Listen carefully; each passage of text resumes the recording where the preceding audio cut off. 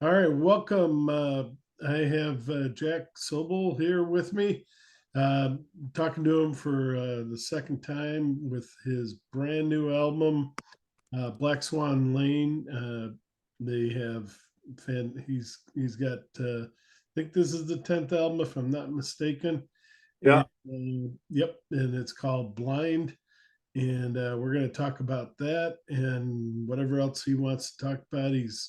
He's got that connection to the Chameleons, one of my favorite bands. He has a little bit of that Manchester UK sound on a lot of his music, but I also hear the Doors and other stuff. And I think you or somebody else called it moody, broody, yet beautiful post punk. And so, good day, Jack. Welcome, and say hi. how you doing? Yeah, I don't know how to classify it anymore. There's so many different labels, and I just call it music. I'm on my iPad, so it's a little smaller than what I had before. Having trouble connecting. Yeah, it's the 10th album, Blind, and um, Another great album cover. You want to talk about yeah, that? we work. I owe that one to a person named Robin Elizabeth Abrams, who has been basically my right hand person, and she's an artist herself, photographer, and she. I just spend like so much time after the recording part and after listening to mixes, and I shared mixes with her and with a couple other people to say, what do you think of this? What do you think of that? And but I also, going through thousands and thousands of pictures, she was able to like quickly, like I told her um, what I kind of liked, and I wasn't really looking for Blind. I didn't know what this. I still don't know what the single is on the album. We released Wishful, which was basically a single. But if I went back again, uh, I may have changed that. But when I saw, she sent me a lot of ideas, and some were not even available. So, but this one stood out, and his name is Rene, uh, from the Netherlands, and it's we always spend a lot of time on, it's so permanent, the artwork. So, Oh yeah, yeah. you know early days, I didn't mean that much to me, and now I'm like, I really want it to Very stand. important. Really, we've used some great artists and some Yeah. very famous artists, and Lydia Vives from Barcelona on the last one, and we actually, I'll let people buy the album to be surprised on the inside cover, because it's a it was another thing we actually bought that it, it's a bit shoegaze blurry, but at the same time, I fell in love with it. I almost wanted it as my logo, but it's a sensitive topic for this person. It's a self portrait. She was going through a hard time, and she's in Barcelona also. But the main cover, it just, since I had a song Blind, um, the yeah, I'm seeing water right through I that. know, I know. That Uh, probably when I start talking, it'll. it's a bit risque, but it's blurred out. So the inside cover, um, yeah, the outside Blind, and so we went with Blind, and the song Blind changed. I mean, I probably had 19 to 20 mixes of Blind. And I think what stood out to me was when I changed the drums in the song and replayed it. And there's it's a great song. So that was almost gonna be the single from the album. And Well, I gotta look. start I with gotta. Wishful, because yeah, I don't know if got a chance to listen or read the entire review, but the minute I heard that title and then the first part of the song, it kind of took me back. Do you know have you ever heard the Doors Soft Parade Yeah, in the song Wishful Thankful or Wishful Sinful? I got that. I'm not familiar with that. But at times you sound like Jim Morrison, at least to me. And Somebody again yesterday said for on this one particular song, not Wishful, um, Case My Mind, the mhm. third person or fourth person to say Morrissey, and I was like, oh, and it wasn't my, and No, not Morrissey, Morrison. yeah, no, I know, but I'm Oh, saying there's been a comparison on one of the songs, one of the more beautiful songs, Case My Mind, uh, that they're saying, in kind of a negative term, Morrissey. And the Smiths were, definitely an influence on me growing up, but, I don't try to sound, I think if anything, I listened to the Doors a lot. I'm sure I sang along with them, but I remember driving to high school singing along to Depeche Mode more than anything else. So yeah. um, I just sing like I sing, I don't try to sound like anybody. And again, in my blog that I put out when the album was coming out, um,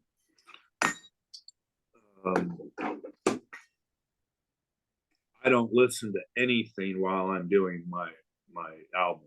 So Makes I sense. stay away from all other music, and all I listen to is the album I'm currently working on. So I'll be outside with the dogs with a portable speaker playing the mixes over and over and over. And I'll hear like, oh, I hear another guitar there, or I'll hear, I need to take that out. And even when, I mean, that we're talking thousands of hours, I know. thousands. Yeah. And some people do shit in, a couple of weeks and they mix it and put it out. And I don't know how, like, there's certain things that wouldn't have been right. There's certain phrasing that I redid. There were certain vocals I redid. There were so many edits that I made notes on in a book. When the last thing I did, when after mixing, I would get in bed, I'd put my AirPods in, and I would go through the whole album and make notes on every single one, lower this guitar, raise this. I mean, there's so many guitars in each song. Um, there's an acoustic in the back. There's several ethereal guitars going. There's some songs have two bass lines in them now. This album was unique because one song, The Fool, I actually, for the first time ever, put horns in a song, Yeah. which Yeah. That was interesting. never never been into horns. And my grandfather from Detroit was a horn player. And he left. I wasn't close to him. I was closer to my dad's father. My mom's dad left them when my mom was young, and I just have um, relics of, he actually put a record out that I have hanging on the wall. So he was a musician, but he was a horn player, and I've never played horns, and I've never liked the saxophone. I've never liked these Hmm. loud, but I did some soft horns in this song, and it worked really well. I did a lot more experimenting with this album with cellos and violins and Yeah, horn, strings, and then I really shocked people with the fourth track in the Garden of Eve, in the Garden with Eve. great title. Excellent title. It's it's about, it's hard to explain really, but it's a song, my buddy Gaz, who came over with Dave Fielding when we did that album. Um, he That's his favorite song, and he put a Yeah, whole paragraph up about how it's just one of those songs that is unpredictable and a shocker. Like you're not, and I cut it, and then at the last minute, I said I'm gonna try again, and I played drums again to it, and working alone on the last two albums on the music has, it's challenging, but it was at times fun because I learned a lot more on bass and piano and strings, and um, it was gratifying at the end of the day to to hear everything that I was able to do. But in the Garden with Eve, it's a very hateful song, but it's really cool. And it almost starts off like you're listening to a Depeche Mode track off of Violator. Um, yeah. Somebody online said it was sequenced, but it's really not. It's I'm finding sounds and I'm playing them. Um, so there's no drum sequences, or I really still truly believe in live drums and guitar. We're still a guitar driven band, but it's a really cool song. And Yeah, it is. personally, I think I don't want to get political, but it I'm right down the center on a lot of issues, and however, there's been I gotta stay Switzerland on politics, but I've changed a lot over the years, and the parties have changed so much over Yeah. the years that I'm just like, what the hell? Like, I I don't understand. Like, how could we possibly have elected this person? And so I got a little political on the album, and then I got um, a bit anti-religious because of the hypocrisy. And this is somebody who went to Catholic school his entire fucking life, like I grew up going to church every Sunday with mom, but the hypocrisy of the whole thing is just, I'm looking at people who say they're devout Christians and do the complete opposite of what they say and I just like nice people. So a lot of it, a lot of my albums were, you existential and love and whatever. This one has some serious stuff in it, Yeah. and I spent a lot of time on words that I thought mattered. And people are going to take the words the wrong way, and which they already have, because song number 2, As Soon as You Can, there's a line in there that um,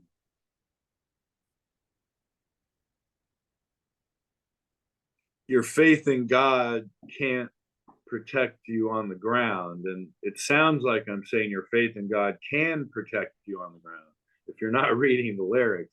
So my Baptist wife was pretty happy with the song until she read until I explained to her that's not actually what I'm saying. It's, spare me, and your faith in God can't protect you on the ground, because I just look around at, Russia and Ukraine, and why would a loving God, it's just, it's really agnostic, and it's really why, why would a loving, it's really getting into some religious aspects and some agnostic stuff, and and I don't know the answers to stuff. I'm just starting to question things, and um, questioning the cruelty of life, and wanting more of the niceties in people, and people who are just genuinely sweet and who do things for other people.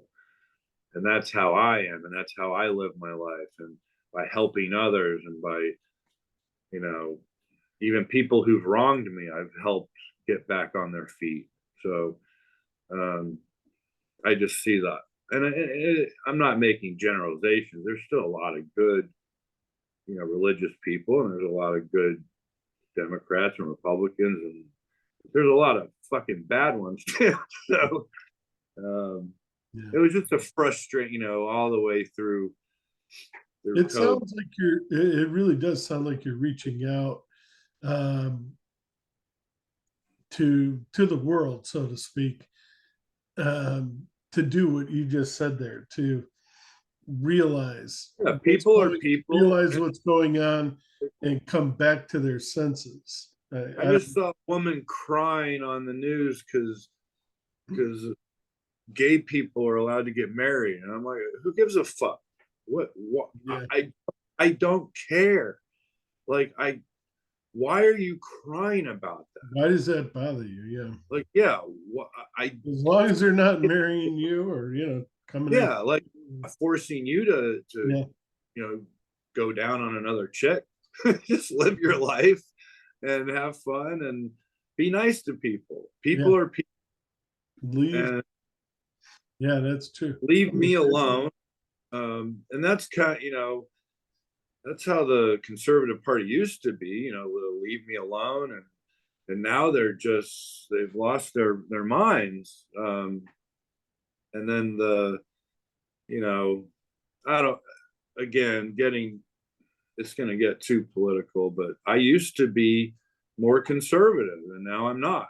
And I just think there's a lot of um, people out there who have lost their minds, and who say I keep thinking, like, well, what would Jesus do? And Mhm. that's not what Jesus would do. So it's about, the hypocrisy of the whole thing. And it's about, and as soon as you can, which I put out a very simple video, the second video after Wishful. Um, it's a lot of people's favorite song on the album. It's just very pretty in the end. I just got another message saying, I want to play that. I want to come to your studio and play that. It's just so pretty. I'm singing along with it, and I love all the. It's just between shipping and finding where everybody's shipments are, and I'm doing everything by myself now. So Yeah. it's definitely hard, and I love all the messages, and I love all the people emailing and saying great things, and I wish I could expand more on those. I'm just so busy, and tracking Royal Mail in England, which has been a disaster. Yeah. So I think this will be the last actual physical CD, and vinyl is just so, I can't even imagine the price that people would have to pay. And I have been reaching out and talking to European distributors and stuff like that, and I think I probably told you the last time. I mean, we just had a bad experience with a couple, and one of which we did very well on and never got paid, and we've been um, Yeah, And I say he because that's when, it was um, John Colbeck and myself. And but yeah, um, I'm really proud of this album. I didn't think I love the last one, and this is the one of the quickest turnarounds because yeah, I had the time, and but I didn't think I could do it, and I wasn't planning on releasing it this year. But there were a couple things. Jack Rabid wanted to review it from the Big Takeover magazine in Brooklyn, and